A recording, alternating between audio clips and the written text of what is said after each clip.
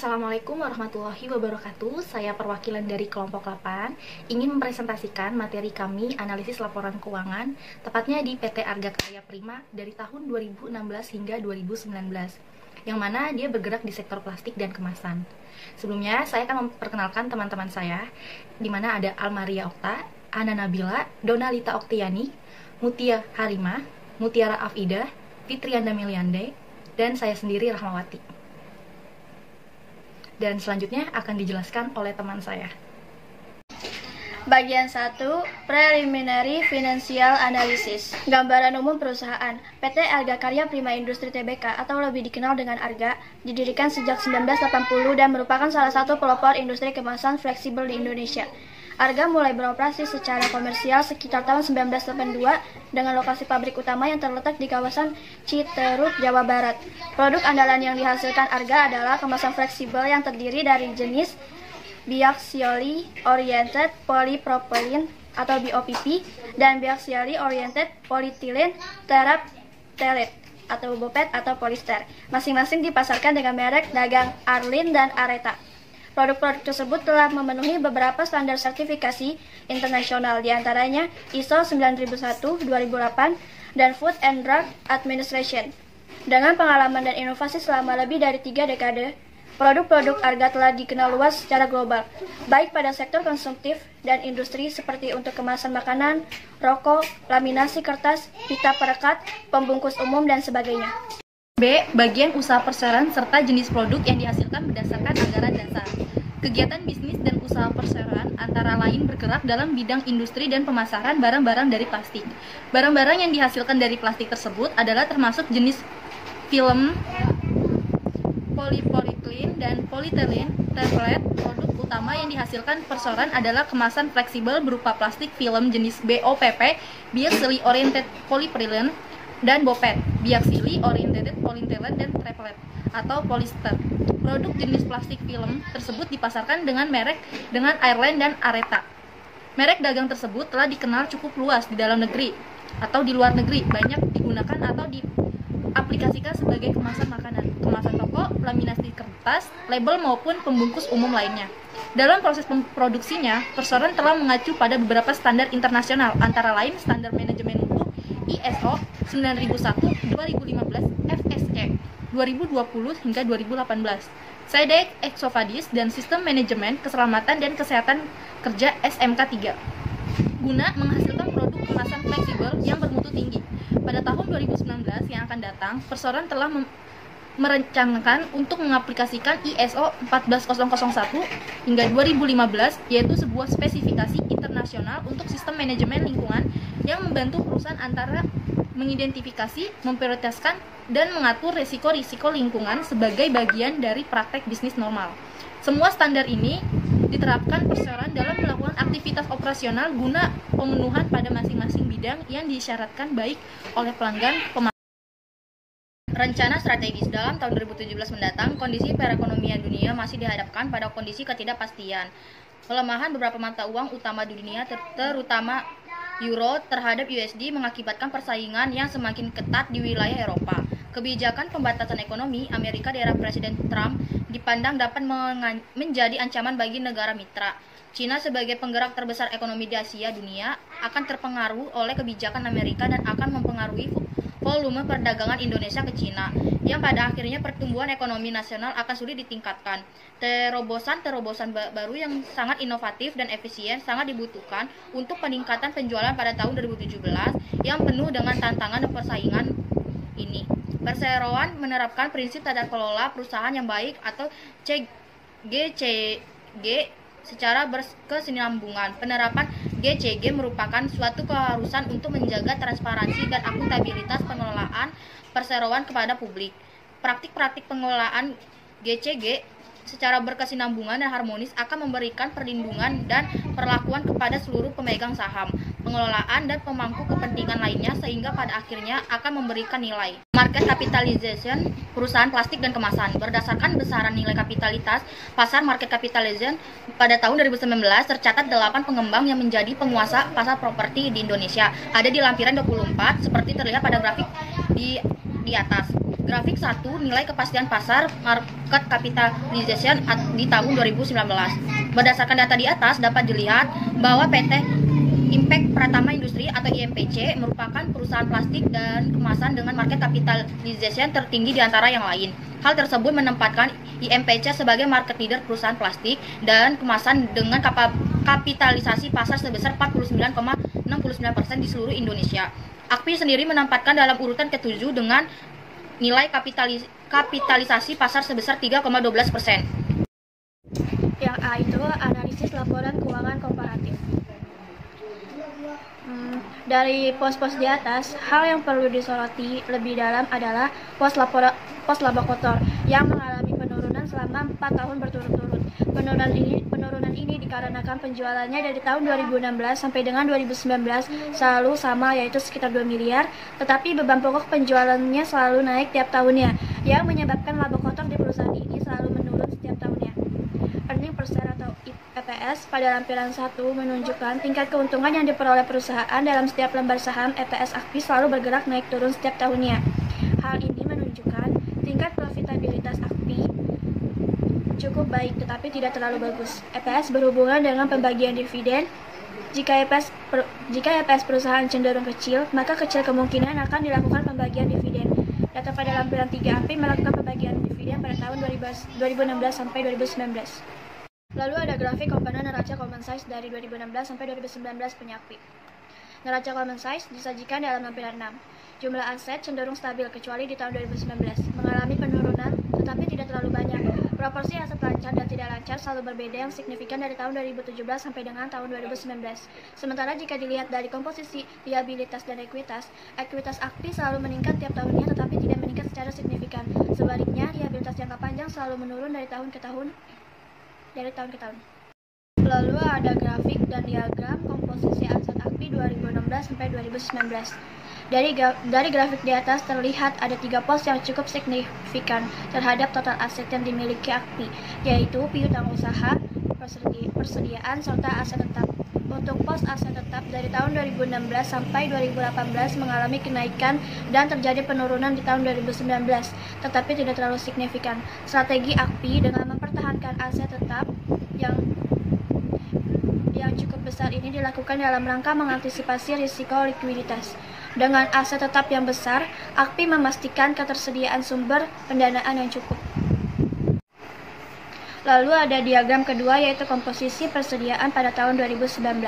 Untuk pos persediaan di tahun 2019, persediaan yang jumlahnya signifikan adalah bahan baku yaitu sekitar 52%, sementara untuk bahan jadi sebesar 32%. Hal ini menunjukkan bahwa keberlangsungan pengembangan AKPI masih akan terus berlanjut. Lalu di grafik kelima itu komponen laporan arus kas common size PT AKPI dari 2016 sampai 2019. Fluktuasi arus kas terjadi selama 4 tahun.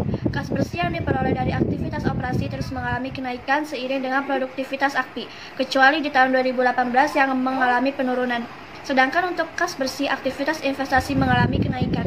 Berdasarkan laporan arus kas, penuh. Sedangkan untuk kas bersih aktivitas investasi mengalami kenaikan. Berdasarkan laporan arus kas pada lampiran 3, rasio kecukupan arus kas memberikan gambaran atas kemampuan AKPI menghasilkan kas yang cukup dari operasi untuk mendanai pengeluaran modal, investasi dalam persediaan, dan pembayaran dividen kas. Rasio kecukupan arus kas AKPI selama periode 4 tahun sebesar 0,251 mengimplikasikan bahwa dana yang dihasilkan dari operasi tidak cukup untuk membiayai pengeluaran modal, penambahan persediaan, dan pembayaran dividen. Jadi masih diperlukan pendanaan dari eksternal. Perlu diperhatikan bahwa rasio tersebut merupakan total 4 tahun. Jika dilihat dari setiap tahun, AKPI di tahun 2019 sudah mampu membiayai pengeluaran tersebut. Ukuran yang kedua yaitu rasio reinvestasi kas yang menyediakan gambaran atas jumlah kas yang ditahan dan diinvestasikan kembali dalam perusahaan untuk mengganti dan menambah aset. Rasio reinvestasi kas AKPI adalah 6,50% selama periode 2019. Rasio tahun 2018 menunjukkan rasio reinvestasi yang negatif karena rendahnya arus kas dari aktivitas operasi yang cenderung negatif. Lalu di bagian B ada analisis likuiditas jangka pendek. Di sini ada grafik yang ke-6 yaitu rasio perputaran usaha dari 2017 sampai 2019 versus IMPC 2019. Beberapa ukuran likuiditas jangka pendek untuk 3 tahun terakhir dan market leader untuk tahun 2019 disajikan pada lampiran ke-10. Rasio lancar AKPI pada tahun 2019 berkisar 1,084, mengalami peningkatan dibanding dengan tahun 2018 sekitar 1,015. Rasio lancar yang baik dan aman adalah jika berada di atas 1. Artinya, jumlah aktiva lancar di atas utang lancar. Sementara itu, rasio cepat AKPI selalu naik turun selama 3 tahun terakhir, sejalan dengan penurunan perputaran piutang usaha. Hal ini jauh lebih baik apabila dibandingkan dengan IMPC sebagai market leader yang mempunyai rasio cepat yang sangat besar, yaitu sekitar 1,255. Proporsi persediaan AKPI terhadap total aset yaitu sekitar 10,38% dan terhadap aset lancar yaitu sekitar 31,21%. Lebih rendah daripada IMPC 22,91% untuk total aset dan aset lancar yaitu 48,78 yang terlihat pada lampiran 6 dan lampiran 11. Perputaran persediaan AKPI tahun 2019 juga lebih cepat dari IMPC. Ukuran ini mengindikasikan bahwa AKPI memiliki lebih sedikit investasi dalam persediaan dibanding IMPC. Lalu di grafik 7 ada siklus dan periode likuiditas perusahaan dari 2017 sampai 2019 versus sama IMPC 2019. Kondisi perekonomian komoditas plastik dan kemasan yang lesu pada akhir tahun 2019 mempengaruhi kinerja keuangan AKPI. Namun, analisis perputaran piutang AKPI menunjukkan kinerja yang baik walaupun mengalami penurunan. Hal ini didukung oleh perkembangan piutang dagang yang tumbuh lebih cepat daripada penjualan. Ada di lampiran 7. Mencapai puncaknya di tahun 2018 yaitu sekitar 150%, meskipun menurun di tahun 2013 yaitu sekitar 135%, tetapi tidak terlalu signifikan. Hal tersebut menunjukkan kebijakan kredit AKPI yang lebih agresif dalam pengelolaan piutang. Periode penagihan piutang dagang yang memburuk pada tahun 2018 yaitu sekitar 81 hari, mampu ditingkatkan pada 2019 yaitu sekitar 78 hari. Perbaikan periode penagihan piutang diikuti dengan pola yang sama untuk periode konversi persediaan yang membaik dari tahun 2017 hingga 2019. Bahkan periode konversi persediaan pada tahun 2017 berkisar 140 hari merupakan titik terbaik dalam 3 tahun terakhir. Analisis struktur modal dan solvabilitas. Berdasarkan analisis struktur modal dan solvabilitas tersebut, kami melanjutkan dengan mencari rasio struktur modal dan solvabilitas AKPI dibandingkan market leader di tahun 2019. Berdasarkan data yang disajikan dalam lampiran 14, dapat kita lihat bahwa terjadi pergeseran struktur modal AKPI dari awal tahun 2016 menuju tahun 2019. Hal tersebut dapat dilihat dari penurunan debt to equity ratio, di mana DER dari tahun 2016 yang hanya sebesar 29,4 menjadi 36,0 di tahun 2019. DER dengan angka di atas 1,00 mengidentifikasi bahwa perusahaan memiliki utang yang lebih kecil dari ekuitas yang dimilikinya. Tetapi sebagai investor kita harus jeli dalam melihat DER ini. Sebab, jika total utangnya lebih besar daripada ekuitas, maka kita harus lihat lebih lanjut apakah utang lancar atau utang jangka panjang yang lebih besar. Dari analisis rasio utang jangka pendek dan jangka panjang terhadap total utang, terlihat bahwa selama tahun 2016 hingga tahun 2019, utang jangka panjang selalu lebih kecil dari utang jangka pendek. Hal ini sedikit mengkhawatirkan, mengingat perusahaan berpotensi mengalami gangguan likuidasi di masa yang akan datang. Selain itu, laba perusahaan juga semakin tertekan akibat harus membiayai bunga pinjaman. Dibandingkan dengan market leader, rasio DER AKPI sebesar 28,5 di tahun 2016, menjadi berada di bawah DER market leader sebesar 1,21. Selain itu, posisi rasio utang jangka panjang dibandingkan total utang AKPI dibandingkan market leader masih lebih aman. Analisis solvabilitas dapat kita lihat dari Times Interest Ratio. Rasio ini menjelaskan perbandingan antara laba bersih sebelum bunga dan pajak dengan beban bunga dan merupakan rasio mencerminkan besarnya jaminan keuangan untuk membayar bunga utang jangka panjang. Terlihat dari tabel analisis solvabilitas, Times Interest Ratio AKPI dari tahun ke tahun semakin kecil, mengindikasi adanya penurunan jaminan keuangan untuk membayar bunga untuk perusahaan. Sisi lain yang dapat kita lihat, peningkatan jumlah liabilitas dibandingkan dengan ekuitas PT AKPI juga mengidentifikasi adanya usaha AKPI untuk melakukan ekspansi dan membiayai proyeknya. Terlihat dari susunan utang jangka pendek, AKPI banyak menerbitkan obligasi dalam jumlah besar. Ini menandakan adanya usaha AKPI menghimpun dana dengan cepat untuk segera membiayai proyek. Analisis pengembalian atas modal yang diinvestasikan. Return on Asset (ROA) AKPI dari tahun 2016 ke tahun 2017 mengalami kenaikan sementara. Untuk tahun 2018 hingga 2019 mengalami penurunan. Kenaikan ROA di tahun 2018 berkaitan dengan pengembangan usaha AKPI yang baru masuki pasar saham di tahun 2016. Sedangkan penurunan ROA di tahun 2016 dan 2017 disebabkan kenaikan persediaan aset real estate berupa plastik dan kemasan di tahun 2018 naik hampir 3 kali lipat dibandingkan tahun 2017. Sesuai yang tertera dalam CALK. Sementara dari laba bersih yang diterima, AKPI kenaikannya cenderung tipis jika dibandingkan dengan kenaikan total aset. Secara umum, tingkat perputaran aset yang lebih tinggi cenderung lebih banyak disukai. Namun, perlu dilihat secara cermat juga bahwa terkadang tingginya tingkat putaran aset dapat diperoleh dengan menurunkan investasi dalam aset. Dalam kasus AKPI tahun 2019, faktor penjualan plastik dan kemasan di bulan Desember 2016 yang belum dibukukan seluruhnya disinyalir merupakan penyebab yang mempengaruhi menurunnya perputaran Net Operating Asset atau NOATO. Dibandingkan dengan perusahaan pesaing, di tahun 2019, margin NOPAT AKPI berada di peringkat 2 terbawah, yaitu berada pada posisi 86,2%, sedangkan market leader berada di posisi 23,6%. Sementara posisi tertinggi ditempati oleh AKPI yang mencapai 86,2%. Hal ini dapat dijelaskan dari perbedaan penggunaan persentase tarif pajak efektif yang digunakan oleh BRNA sebesar 19,9%, di mana itu lebih rendah dibandingkan dengan AKPI yang menggunakan tarif pajak efektif tertinggi yaitu sebesar 67,2%. Dari perputaran net operating assetnya, NOATO, AKPI berada di peringkat 3 terbawah, yaitu sebesar 1,24, di atas BRNA sebesar 95,3. Dari laporan keuangan BRNA, pada tahun 2019, BRNA melakukan penambahan aset penjualan. Hal ini menjadi salah satu penyebab rendahnya perputaran net operating asset BRNA. Mengingat kembali, perlu dilihat secara cermat bahwa terkadang tingkat perputaran aset dapat diperoleh dengan menurunkan investasi dalam aset. RNOA AKPI dari tahun 2016 hingga tahun 2019 mengalami kenaikan, tetapi untuk tahun 2017 ke tahun 2018 mengalami penurunan. Komponen utama RNOA terdiri dari NOPAT dan NOA. Perubahan yang terjadi dari kedua komponen tersebut akan memberikan pengaruh terhadap besar kecilnya RNOA. Penurunan RNOA di tahun 2017 lebih disebabkan penurunan perputaran NOA di tahun 2017. Dibandingkan dengan perusahaan pesaing, RNOA AKPI di tahun 2016 berada di level terbawah dari perusahaan pesaing rendahnya RNOA AKPI. Analisis berikutnya akan menganalisis mengenai pengembalian dan ekuitas biasa atau yang biasa disebut dengan Return on Common Equity atau ROCE.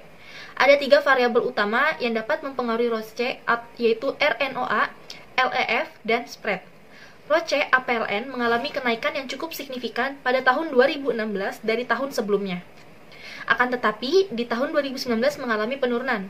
Sementara itu, dibandingkan pesaingannya, ROCE AKPI berada di peringkat 3 teratas, di atas market leader PBID. Analisis ROCE dilakukan dengan menganalisis 3 variabel utama di atas.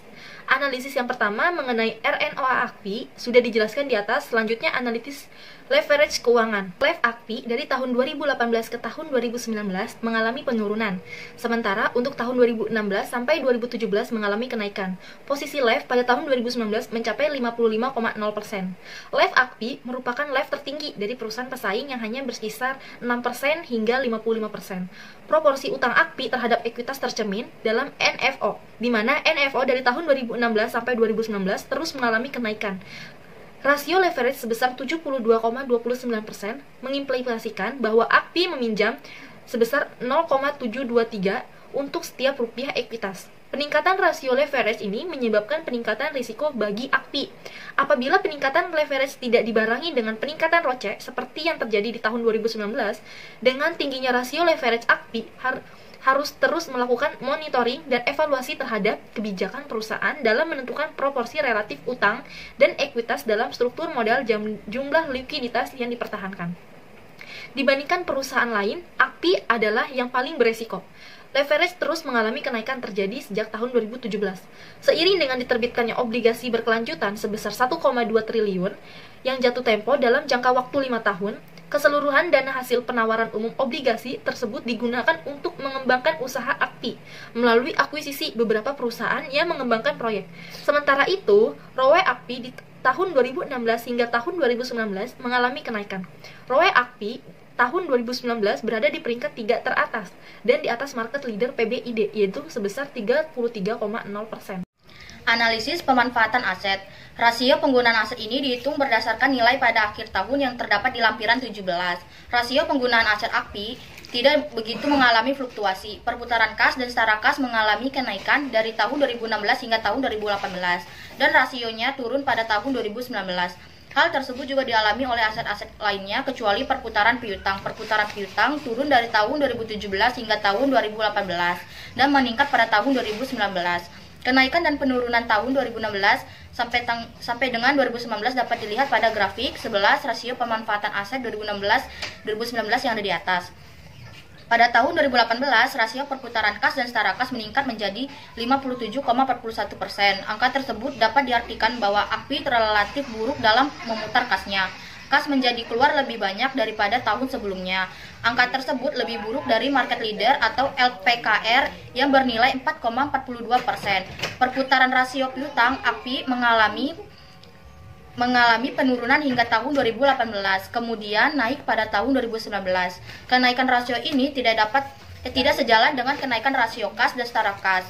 AKPI dapat menagih piutangnya sehingga kas bisa bertambah. Meskipun demikian, nilai tersebut masih jauh dari market leader yang bernilai 5,07%. Hal ini berarti bahwa masih ada beberapa piutang macet pada AKPI.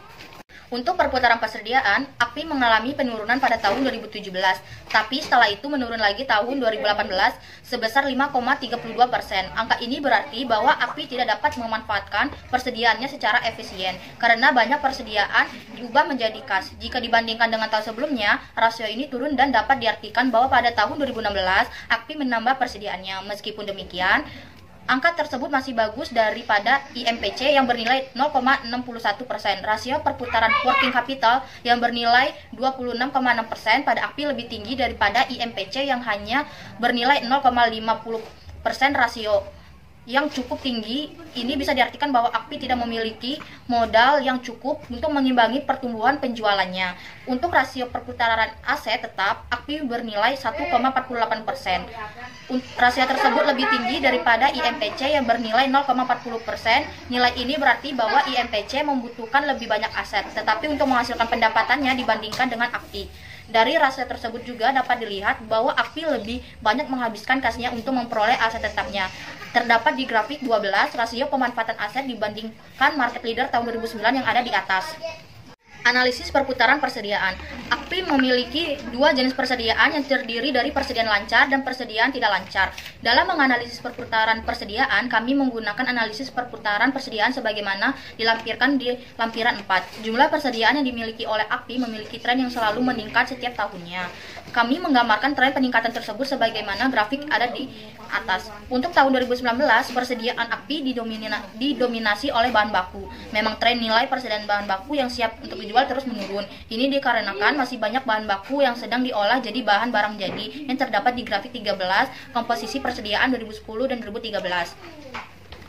Berarti rasio perputaran persediaan mengukur hubungan antara volume barang dagang yang dijual dengan jumlah persediaan yang dimiliki selama periode berjalan. Rasio perputaran persediaan AKPI dari tahun ke tahun terus menurun. Rasio perputaran persediaan AKPI dari tahun 2019 hanya sebesar 0,57%. Hal ini memberikan arti bahwa AKPI kurang efisien dan efektif dalam mengelola persediaannya. Namun dibandingkan dengan market leadernya, AKPI masih berada pada tingkatan yang lebih baik.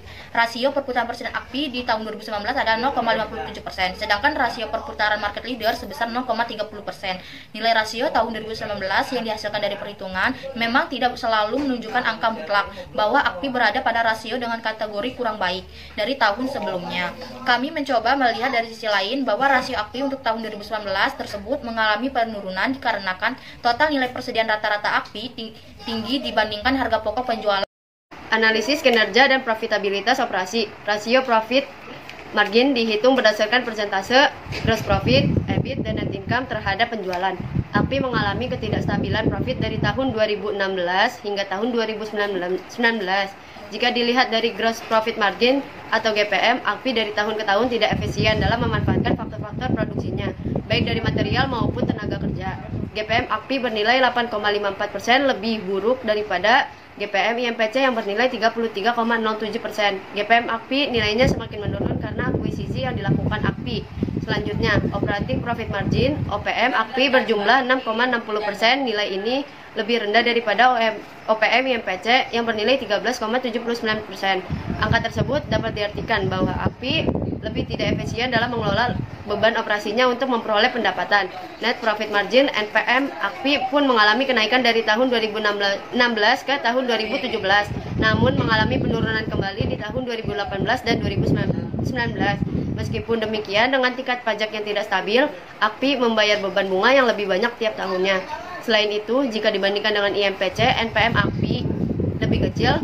Kecilnya NPM dan besarnya pembayaran bunga diakibatkan oleh penerbitan obligasi AKPI tiap tahun sejak tahun 2017. Nilai NPM yang cukup kecil ini mengganggu reinvestasi modal dari AKPI dan pembagian dividen. Pada grafik di atas, persentase terhadap penjualan akumulasi penyusutan menunjukkan apakah perusahaan dapat memperoleh cukup kas untuk menambah asetnya atau mengganti aset yang usang. Rasio ini diperoleh dari membandingkan akumulasi penyusutan dengan nilai aset tetap tanpa tanah dan konstruksi dalam pengerjaan. Rasio aset tetap terhadap akumulasi penyusutan AKPI mengalami fluktuasi yang signifikan, terutama pada tahun 2017 dan 2019. Pada tahun tersebut, akuisisi juga mampu menekan beban pokok penjualan. Jika dibandingkan dengan IMPC yang bernilai 33% pada tahun 2019, AKPI memiliki rasio yang cukup bagus sebesar 7,40%. Pada grafik di atas, rasio beban penyusutan terhadap aset tetap AKPI cukup kecil dibandingkan dengan 6,78% dibanding 7,63% yang dimiliki IMPC. Penyusutan aset tetap AKPI hanya sebesar 6,78% untuk tahun 2019. Nilai tersebut tidak stabil dan turun dari tahun sebelumnya. Rasio beban penyusutan terhadap penjualan digunakan untuk menghitung berapa banyak jumlah pendapatan yang digunakan untuk memelihara modal yang digunakan oleh perusahaan. AKPI memiliki rasio sebesar 4,58%. Rasio ini cukup bagus dibandingkan dengan IMPC yang bernilai 4,35%. Artinya, AKPI tidak terlalu terbebani oleh depresiasinya. Analisis pergerakan harga saham. Selama tahun 2019, perkembangan harga saham AKPI mengalami penurunan. Kita dapat melihat pada grafik di atas. Pangsa pasar yang lesu pada perusahaan plastik dan kemasan pada akhir tahun 2019 menimbulkan gejolak yang mengakibatkan harga-harga saham plastik dan kemasan anjlok. Selain dikarenakan fluktuasi kurs rupiah terhadap mata uang asing, kenaikan suku bunga kredit berimbas pada penurunan penjualan sektor plastik dan kemasan sebesar 8-10% pada tahun ini. Selain itu, dengan adanya peraturan Bank Indonesia mengenai loan to value atau LTV, mengakibatkan akses masyarakat atas kepemilikan plastik dan kemasan menjadi terbatas. Kondisi pangsa pasar yang kurang bergairah juga dialami oleh hampir keseluruhan perusahaan plastik dan kemasan. Berdasarkan grafik di atas dapat dilihat bahwa perkembangan harga saham AKPI selama 4 tahun terakhir cenderung stabil, walaupun berada pada kisaran yang rendah. Sedangkan perusahaan plastik dan kemasan terdahulu seperti Pancabudi Idaman dan Berlina menunjukkan tren yang positif, kemudian anjlok pada akhir tahun 2019. Bahkan IMPC sebagai market leader sudah mengalami penurunan pada awal tahun 2019. Kementerian Perindustrian Kemenperin menyatakan potensi pasar di Indonesia masih sangat besar. Hal ini karena hampir seluruh sektor industri manufaktur membutuhkan plastik, seperti sektor makanan dan minuman, sektor otomotif, sektor farmasi, sektor pertanian, sektor konstruksi, sektor elektronika, hingga kosmetika membutuhkan plastik. Tetapi di tahun 2019 mengalami penurunan di sektor manufaktur sebesar 0,98%, di mana hal itu juga berimbas ke sektor plastik dan kemasan. Untuk memacu kinerja industri plastik dan kemasan dalam negeri, harus berupaya mengurangi ketergantungan bahan baku impor serta mendorong peningkatan kualitas, kuantitas maupun spesifikasi produk yang dihasilkan. Analisis DuPont. Lampiran 23 menyajikan analisis DuPont AKPI untuk tahun 2016 sampai 2019 dan perbandingan dengan perusahaan dalam industri yang sama untuk tahun 2019 dari tahun ke tahun. Return on equity (ROE) AKPI cenderung mengalami sedikit penurunan.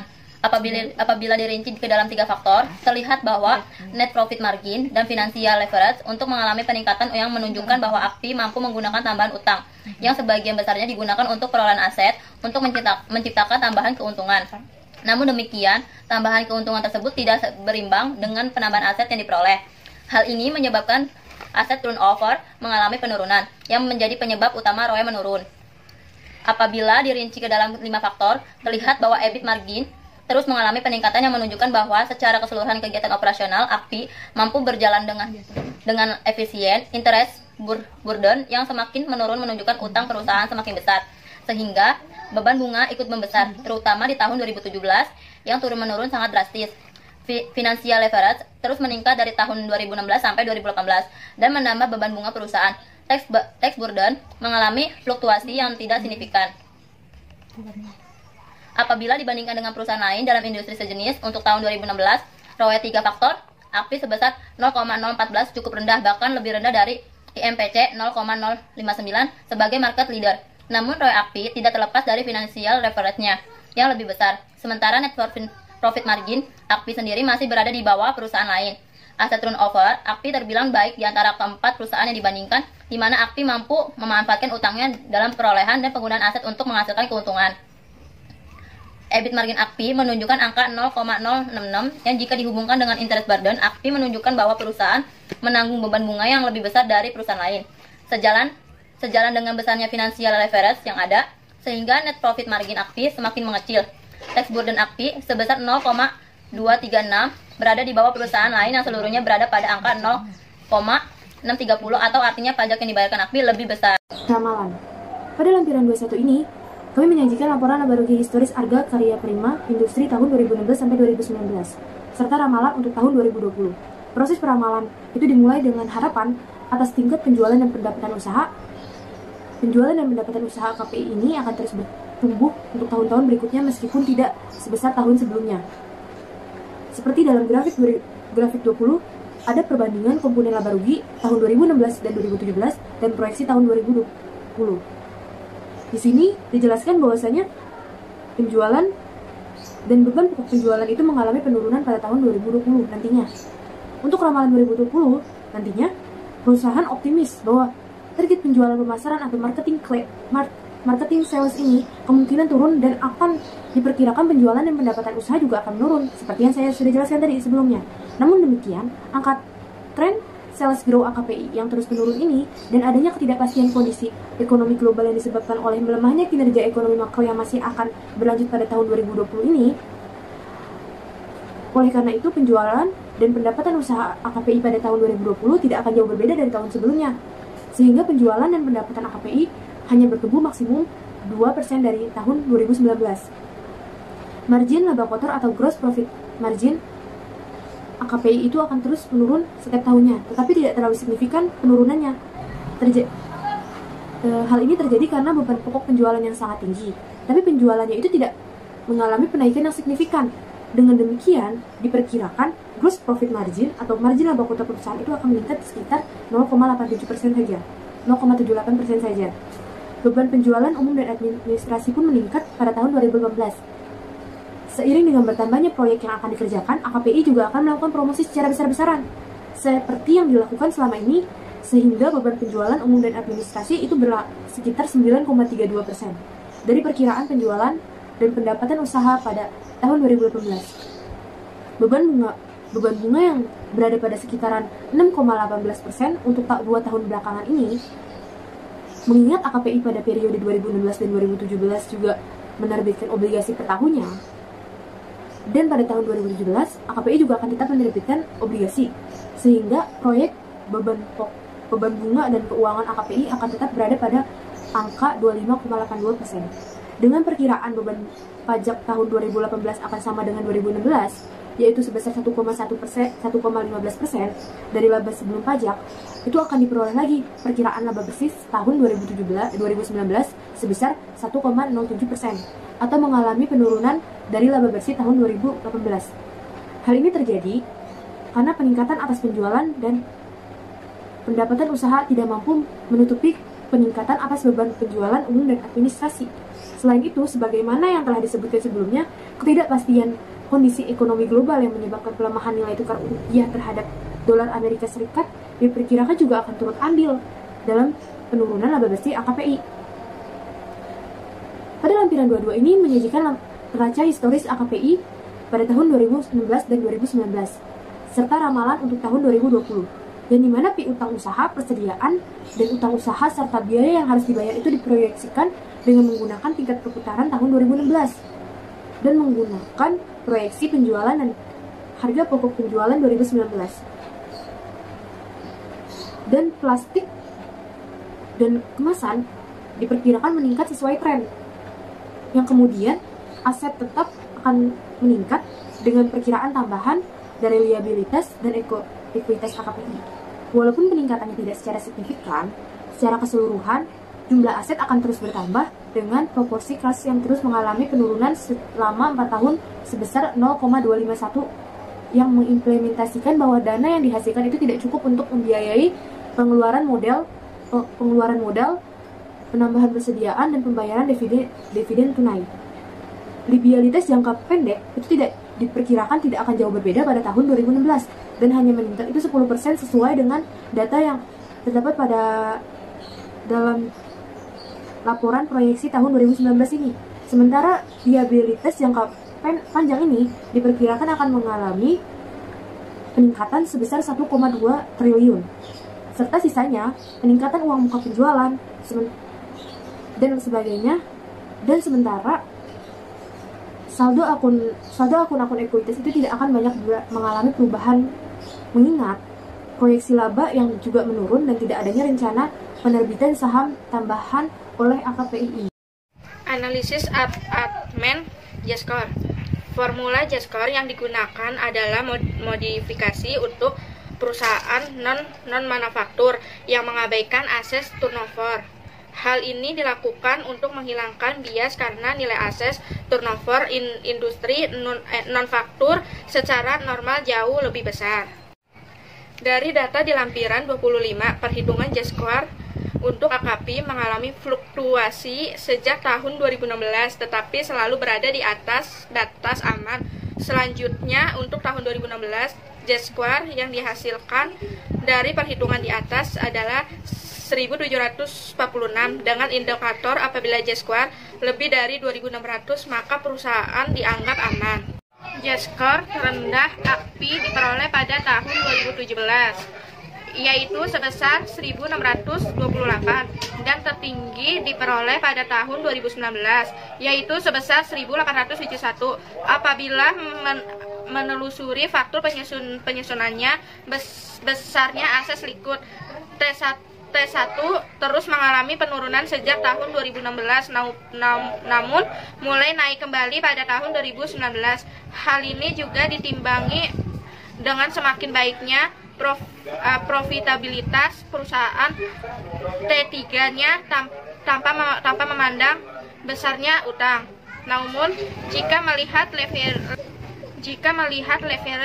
AKPI T4-nya terlihat utang AKPI semakin besar dan terjadi menggeseran struktur modal.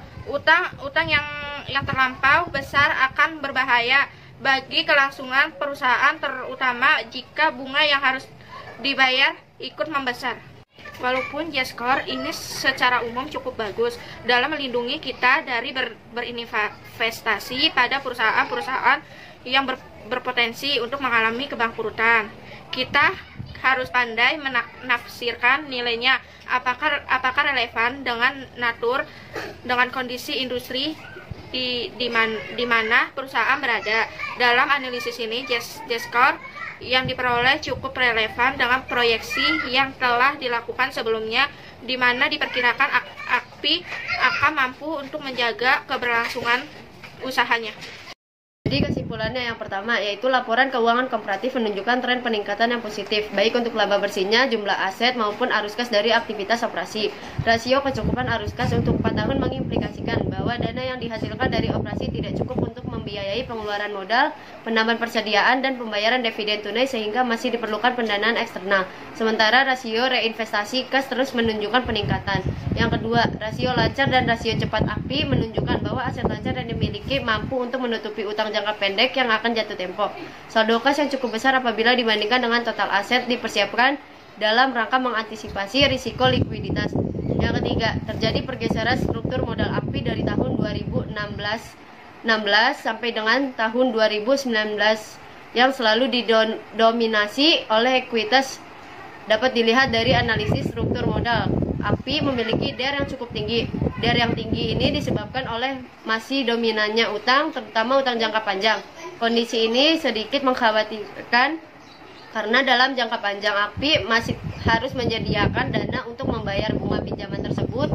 Hal ini juga mengindikasikan adanya upaya API untuk memperoleh sumber dana secara cepat dalam rangka mengembangkan perusahaan. Yang keempat, ROCE API mengalami penurunan yang cukup signifikan di tahun 2018 dari tahun sebelumnya, yaitu di tahun 2017.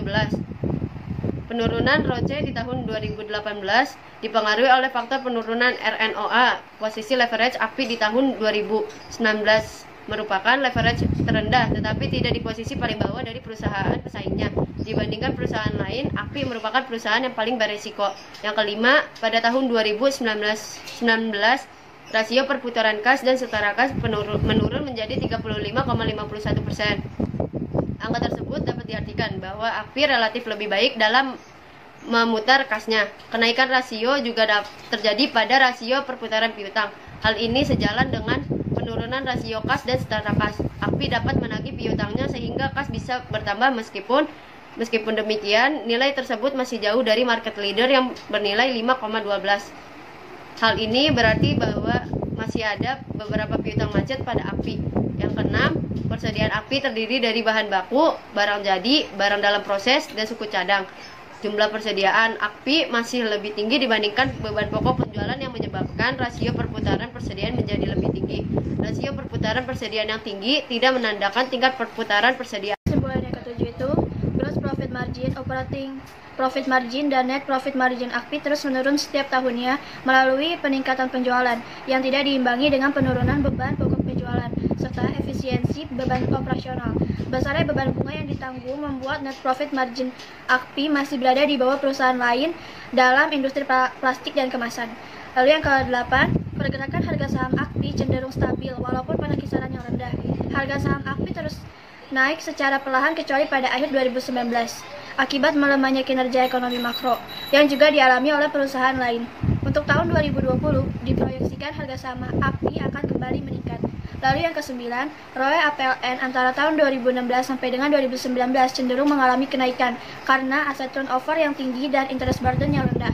Tingginya ROE API dibanding perusahaan lain tidak terlepas dari faktor financial leverage yang sangat tinggi serta aset turnover yang lebih baik. Lalu kesimpulan yang ke-10, peramalan menghasilkan proyeksi laba bersih tahun 2020 akan mengalami penurunan dari laba bersih tahun 2019. Penurunan penjualan dan pendapatan usaha serta penurunan beban pokok penjualan dan beban langsung tidak mampu menutupi peningkatan beban penjualan umum dan administrasi. Meskipun demikian, jumlah aset terus menurun yang sebagian besarnya disumbang oleh peningkatan persediaan dan aset tetap. Pengurangan jumlah aset diiringi dengan pengurangan likuiditas yang didominasi oleh likuiditas jangka panjang dan likuiditas jangka pendek dan likuiditas. Lalu yang ke-11 ada hasil perhitungan Z-score API untuk tahun 2019 adalah perusahaan dianggap aman dan akan mampu untuk menjaga keberlangsungan usahanya. Hal ini sesuai dengan hasil proyeksi atau laporan laba rugi dan neraca, di mana API akan menghasilkan laba dan menambah asetnya. Sekian analisis laporan keuangan dari PT Arga Karya Prima dari kelompok 8. Kurang lebihnya mohon maaf. Wassalamualaikum warahmatullahi wabarakatuh.